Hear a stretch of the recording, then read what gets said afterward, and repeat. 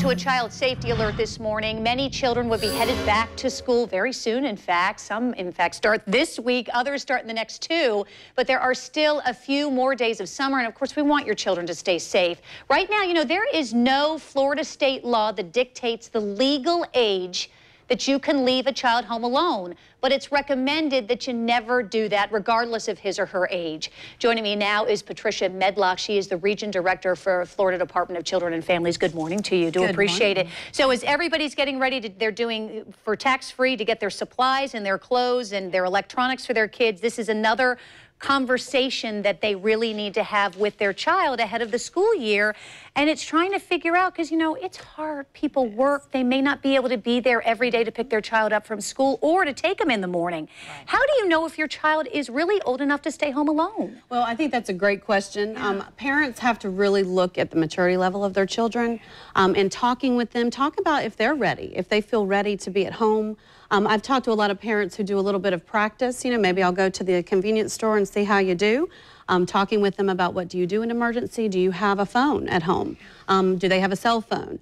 Do they have a neighbor or somebody that you trust that could, if something happened, would they know what to do? Well, it's interesting. Well, and it's interesting too, because not every child has a cell phone, and very many homes nowadays don't even have a landline. Right. So it's about, God forbid something should happen, what would you do in that situation? And it's learning how to call 911. What about choking, poison control? I mean, are you know, it used to be you had those, refrigerators that you could put the magnet on it, and now so many of them are stainless steel. I struggle with that. Where do you leave the phone number if you make that decision? That's true, and that's all about preparedness with your kids. I mean, you need to have either a book or, you know, something in the household that everybody knows. You have to practice things. How do I get out of the house if something does happen? Do I know how to use the toaster? You know, really teaching your kids, because I think we take for granted a lot of times that kids, you know, that 9, 10, 11 range, that they know more than they do, or they feel better about things, and they really may not. So don't ever assume. Work with your kids on that practice. And really, if you can find people in your neighborhood or a family member that they know who to call.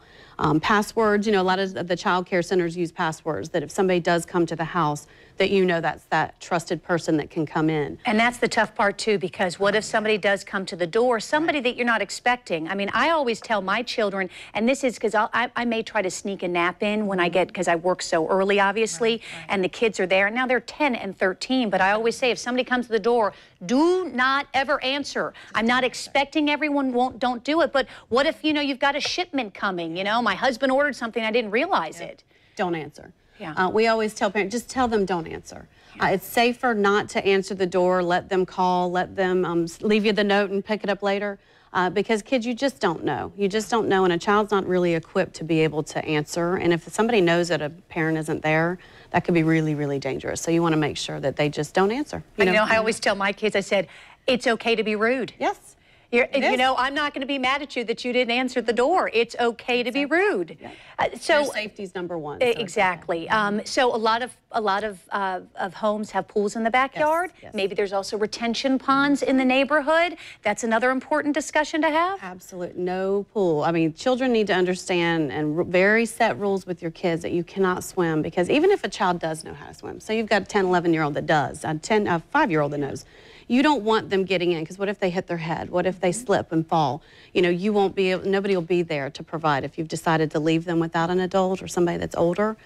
So really setting those rules up and making sure those pools are protected is key too. It's interesting, because we've been talking about making assumptions that this may be conversations that parents are having because it's a work day. But what about overnight? Is that even... I can't imagine. No.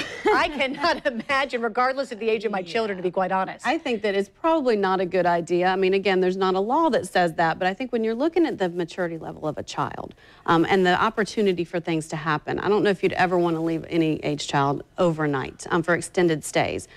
Things can happen, and what are you going to do? We've had situations where some relatives were kind of coming here and there, you know, coming by. Checking, but even with that, with the checking, things have happened in between that time. between an adult being there. So, I mean, we just really recommend that it's just not a good idea. Take them with you or find somebody else. Yeah, well, and it's interesting, too. I did a story several years ago where we found that children slept through fire alarms. Oh, yes. So that's an example also. If you ever think, well, if something happens, if there's a fire, the alarm will go off and it will wake them. You shouldn't make that assumption because you just don't know. You just don't know. Torcia, thank you for being here. Do appreciate it. It's always good to have you, and it's important information for us as parents to explain to our children ahead of particularly the school year getting ready to start.